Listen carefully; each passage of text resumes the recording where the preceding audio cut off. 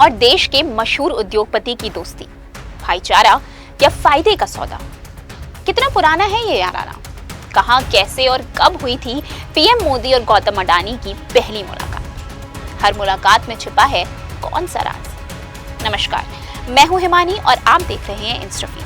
लोकसभा में फिलहाल विपक्ष जिस एक नाम के बाण से लगातार सरकार पर हमला कर रहा है वो है गौतम अडानी।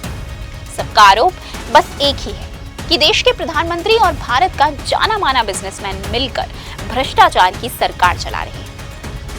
ये पहली बार नहीं है जब पीएम मोदी और गौतम अडानी का नाम जोड़कर आरोप लगाए गए। 2014 में पहली बार मोदी सरकार के गठन के कुछ समय बाद से ही ये सिलसिला शुरू हो गया था, जो बार बार कभी तूल पकड़ता है और फिर ठंडा पड़ जाता है। तो चलिए आज इस वीडियो में हम आपको इन दो मजबूत शख्सियतों के रिश्ते की शुरुआत के बारे में बताते हैं। 21 साल पहले हुई इस कहानी की शुरुआत जब नई दिल्ली के confederation of Indian industry event में देश के कई बड़े उद्योगपतियों ने गुजरात के तत्कालीन मुख्यमंत्री नरेंद्र मोदी को गोधरा कांड के कुछ समय बाद मुसलमानों के खिलाफ दंगे भड़काने के लिए दोषी ठहराया। उस समय अगर कोई ढाल बनकर उनके पक्ष में खड़ा रहा तो वो थे गौतम अडानी। सिर्फ यही नहीं बल्कि सीआईआई को दरकिनार करते हुए अडानी ने पीएम मोदी को international business summit vibrant Gujarat organize करने में मदद की और इसी की बदौलत पीएम सिर्फ देश ही नहीं बल्कि दुनिया भर में खुद को डेवलपमेंट आइकॉन के रूप में दोबारा पेश कर पाए।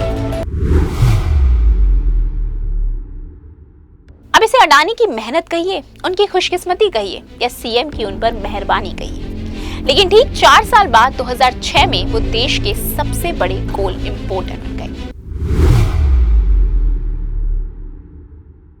राज्य के तत्कालीन मुख्यमंत्री नरेंद्र मोदी ने मुंद्रा में 140 वर्ग मील की जमीन अडानी को महज 1 से 32 रुपए पर स्क्वायर मीटर पर बेच दी, जिसने काफी सुर्खियां भी बटोरी। पर कहानी में असली ट्विस्ट तब आया जब मोदी सरकार ने पास की जमीन को स्पेशल इकोनॉमिक जोन बना दिया और टैक्स की मुश्किलों को भी खत्म कर दिया। नतीजा, इस कृपा दृष्टि से अडानी ग्रुप दिन दोगुनी और रात चौगुनी तरक्की करने लगा। एनवायरमेंट मिनिस्ट्री मुंद्रा में वाटरफ्रंट डेवलपमेंट प्रोजेक्ट के दौरान हुए कानून के उल्लंघन पर अडानी ग्रुप को 200 करोड़ की पेनल्टी देने को कहा गया। चुनावी रैलियों में अपने नाम का डंका बजाने पीएम मोदी जिस कॉर्पोरेट जेट में सफर करके शहरों में घूम रहे थे, उस पर बड़े बड़े अंग्रेजी अक्षरों में लिखा अडानी गहरी होती दोस्ती की तरफ इशारा कर रहा था।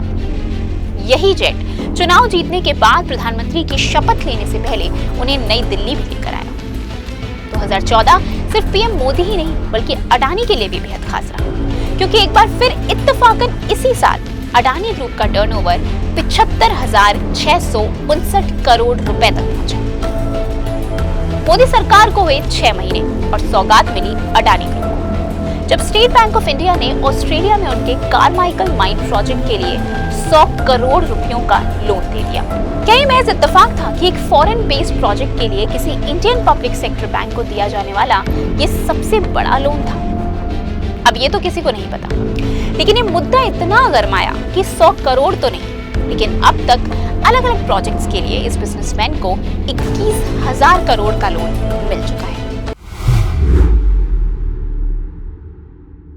कनाडा और फ्रांस में पहली बार दौरा करने जा रहे पीएम के साथ अडानी का जाना विवादों में तब घिरा जब तत्कालीन कोल सेक्रेटरी अनिल स्वरूप ने पीएम के सेक्रेटरी द्वारा कुछ प्रिविलेज्ड बिजनेसमैन को ही कोयला देने के लिए दबाव डालने का आरोप लगाया और फिर स्वरूप को दूसरे डिपार्टमेंट में ट्रांसफर करके कोल मिनिस्ट्री ने एक पब्लिक सेक्टर कंपनी कोल इंडिया के द्वारा खनन किए गए कोयले को प्राइवेट बायर्स को कम दाम पर बेचना शुरू कर दिया।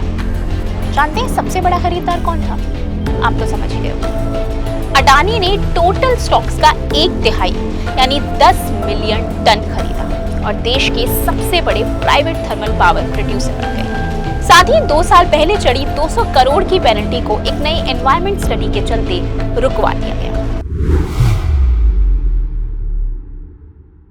भारत में कोयले की कमी और पावर शॉर्टेज के चलते मोदी सरकार ने घरेलू कोयले से 10 गुना ज्यादा दाम पर कोयला आयात करने का कॉन्ट्रैक्ट दिया सबसे बड़ी बोली लगाने वाली कंपनी को, नाम अडानी ग्रुप। इसी साल 200 करोड़ का खतरा भी अडानी ग्रुप के सर से हमेशा हमेशा के लिए हट गया। अडानी ग्रुप को अहमदाबाद, लखनऊ, तिरुवनंतपुरम, जयपुर, गुवाहाटी और मैंगलोर इन 6 एयरपोर्ट्स को ऑपरेट करने की इजाजत दी गई। हालांकि हैरानी की बात यह है कि एक ऐसी कंपनी जिसने पहले कभी एयरपोर्ट्स का काम नहीं संभाला, अचानक उसे इतनी बड़ी जिम्मेदारी क्यों? प्रोजेक्ट में 75% शेयर्स लेकर अडानी ग्रुप ने जीवीके ग्रुप से मुंबई इंटरनेशनल एयरपोर्ट का सारा जिम्मा खुद पर ले लिया। 212 करोड़ की 5G स्पेक्ट्रम बैंड की नीलामी जीतकर अडानी डेटा नेटवर्क्स लिमिटेड ने अपने डेटा सेंटर्स और दूसरे बिजनेस ऑपरेशंस को बढ़ाना शुरू किया। यहाँ ये बताना भी बेहद जरूरी है कि इस स्पेक्ट्रम का लगभग आधा हिस्सा देश के सबसे रईस उद्योगपति मुकेश अंबानी के रिलायंस जियो का है। American research investment firm Hindenburg की एक रिपोर्ट ने अडानी के साथ मिलकर भारत सरकार पर भी भ्रष्टाचार के संगीन आरोप लगाए। लगातार टैक्स पेयर के पैसों की चोरी, भ्रष्टाचार और मनी लॉन्ड्रिंग के आरोपों के बाद भी सरकार पर कार्यवाही को लटकाने या अनसुना करने का इल्जाम तक लगाया गया। बीते 10 सालों में अडानी ग्रुप ने करीब 4,500% की बढ़त तय की है, जो कॉर्पोरेट ग्रोथ के इतिहास में किसी भी बेहद कामयाब बिजनेस के लिए भी काफी अनरियलिस्टिक है। जैसे जैसे मोदी सरकार देश में पैर पसारती गई, वैसे वैसे अडानी ग्रुप को लगातार बार बार हर जगह से फायदा होना लोगों के मन में शक खड़ा करता है। अब इसका सच तो हमें नहीं पता, लेकिन आपको क्या लगता है? क्या इस सच में सिर्फ 2 दोस्तों की कहानी है या दाल में बहुत कुछ काला है? हम तक अपनी राय जरूर पहुंचाएं और इंस्टा फीड का बेल आइकन प्रेस करना ना भूलें।